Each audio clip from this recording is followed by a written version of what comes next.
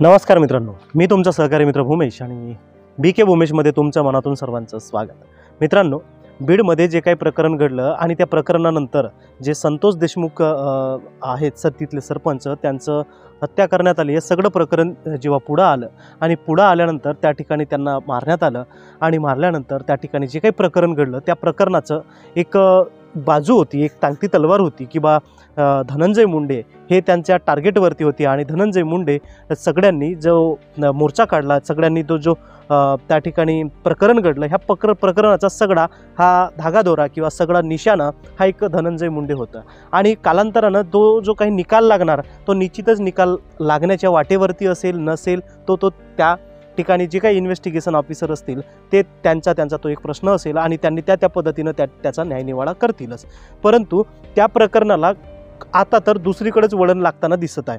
मित्रांनो, त्या ठिकाणी जे काही घडत आहे तर ते धनंजय मुंडे म्हणजे एक सरपंचांचं प्रकरण जे होतं जे धनंजय मुंडेपर्यंत सीमित होतं आणि त्या ठिकाणी जे काही प्रकरण घडलं होतं तर त्याची लवकरात लवकर ह्या सगळ्या गोष्टी घडतीलच, लवकरात लवकर ह्या सगळ्या गोष्टींचा घडलेल्या गोष्टींचा उलगडा होईल असं प्रत्येकाला वाटत होतं. आणि महाराष्ट्रामध्ये आपण 2-3 दिवसाआधी परत व्हिडिओ बनवला होता की नेमकं महाराष्ट्रामध्ये चालू काय आहे आणि महाराष्ट्रामध्ये ज्या काही गोष्टी घडत आहेत याचा युवकांवरती काय परिणाम पडतोय आणि खरोखरच याच्यापासून काय UP बिहारसारखी महाराष्ट्राची परिस्थिती होईल का. एक प्रकरण झालं, दुसरं प्रकरण झालं, तिसरं प्रकरण झालं तर गृह खातं काय करत आहे आणि कशा पद्धतीने ह्या गोष्टीला एक कंट्रोल करण्यासाठी प्रयत्न करेल हे आपण त्या ठिकाणी बोललं होतं मित्रांनो. परंतु हे सध्या तरी जे प्रकरण आहे हे प्रकरण थांबण्याचं नाव नाही घेत आहे. आता धनंजय मुंडेंकडून ते प्रकरण प्राजक्ता माळी या दोघांमधले जे काही संबंध असतील मला नाही माहिती, ह्यात ते संबंध होतं नव्हतं तो त्यांचा प्रश्न असेल,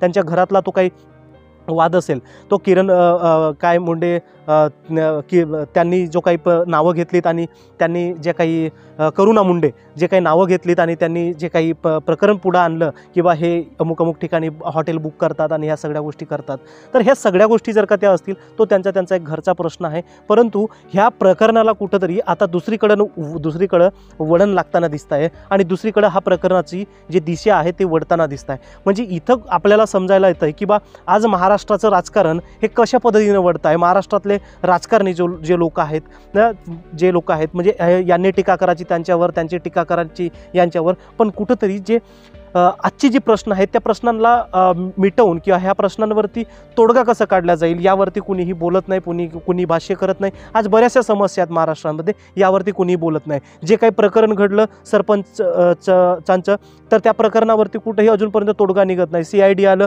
त्यांनी काय केलं, कसं केलं, अजूनपर्यंत म्हणतात की फक्त 100 लोकांचं इन्व्हेस्टिगेशन झालं, पण कसं झालं, काय झालं, त्यातून निष्पन्न काय निघलं नाही माहिती, सगळं वाऱ्यावर. पण हे दुसरीकडेच चाललंय. आणि आजचं जे राजकारण आहे म्हणजे युवा पिढीला आपण कुठल्या पद्धतीचं राजकारण देतोय. ही आपली महाराष्ट्रातली जी काही युवा पिढी आहे ही संतांची नगरी आहे आणि ह्या संतांच्या नगरीमध्ये कशा पद्धतीनं राजकारण हे वळण घेत आहे. आज तुम्ही पाहत असेल म्हणजे पैसे उधळणं, बाया खेळवणं, बाया नाचवणं, पैशाची उधळण करणं, गुंडागिरी करणं, मारहाण करणं, आटापिटा करणं, याची तंगडी खिचणं, त्याची तंगडी खिचणं, याला डावचणं, त्याला डावचणं, याची जिरवणं, त्याची आटवणं, त्याचा पेनड्राईव्ह घेणं, याचा व्हिडिओ लावणं, त्याचा ऑडिओ ऐकवणं, त्याला पकडून त्याला घालणं, म्हणजे हेच सगळं राजकारण चाललंय का. म्हणजे एक युवा पिढीनं, पुढच्या पिढीनं काय याच्यातून मेसेज घ्यायचा. म्हणजे आज जे काही गोष्टी घडत आहेत म्हणजे यामध्ये जेणेकरून युवा पिढी ह्या राजकारणाला अशाच पद्धतीनं पाहत जाईल की नाही, राजकारण म्हणजे मारामारी, गालीगलोच, तोडाफोडी करणं, 4-2 खटले अंगावरती घेणं म्हणजे राजकारण. म्हणजे ह्या गोष्टीचा मेसेज कुठंतरी आपल्या युवा पिढीला एक चांगला भेटताय का, हा एक सोचण्यासारखा, विचार करण्यासारखा एक प्रश्न आहे मित्रांनो. मग ते काँग्रेस असो, BJP असो, महायुती असो की महागठबंधन असो की कुठलं महाविकास आघाडी असो, त्याच्याशी काही घेणं देणं नाही. पण ह्या ज्या काही गोष्टी घडत आहेत ना, तर ह्या गोष्टी घडत असताना कशा पद्धतीने ह्या प्रकरणाला वळवल्या जात आहेत हे महत्त्वाचं आहे आणि समजून घेणं फार महत्त्वाचं आहे. तुमचेही काही विचार आहेत यावरती, मी फक्त माझं ओपिनियन काय आहे, कशा पद्धतीनं आहे. आणि महाराष्ट्रातल्या ह्या सगळ्या गोष्टी घडत असताना 2-2, 4-4 दिवस झाले की ह्या सगळी प्रकरणं पुढे येतात. तर कुठंतरी हा एक जे आज गृह खातं आहे तर ते कशा पद्धतीनं चालत आहे आणि काय याच्यावरती उपाययोजना, काय ठोस उपाययोजना केली जात आहे, हा एक संशय विषयाचा आणि एक अभ्यासाचा एक विषय आहे. तुम्हाला काय वाटते याबद्दल नक्की तेवढं कमेंट करून सांगा. आणि आमची व्हिडिओ जर का तुम्हाला आवडत असतील तर नक्की लाईक कराल तेवढं विसरू नका आणि शेअर करा इतरांनासुद्धा आपली व्हिडिओ, जेणेकरून ही माहिती इतरांनासुद्धा पोहोचू शकेल, त्यांनासुद्धा माहिती होऊ शकेल. आपल्या चॅनलवरती जर का तुम्ही नवीन असाल तर चॅनलला तेवढं सबस्क्राईब करून घ्या. भेटूया आपण पुन्हा पुढच्या व्हिडिओमध्ये. तोपर्यंत काळजी घ्या स्वतःची आणि आपल्या परिवाराची सुद्धा. सर्वांना नमस्कार.